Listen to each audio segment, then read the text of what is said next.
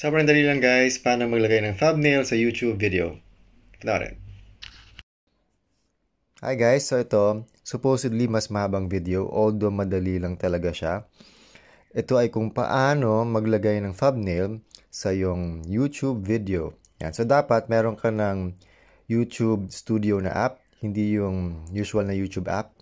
Kailangan mo ng YouTube Studio na app. So, in case meron ka na, click natin. Yan, sobrang dali lang niya. Ito yung video natin, yung second video. Yan, tapos click natin tong pencil edit icon. And then pencil edit icon ulit sa thumbnail. Yan, nagbabasa siya. No need na magbasa kasi custom thumbnail siya. Ito yung ginawa natin this week. So, lalabas na siya dyan. Done. So, yan na siya. Save lang natin. And then, yan na siya. Back natin. Yan na yung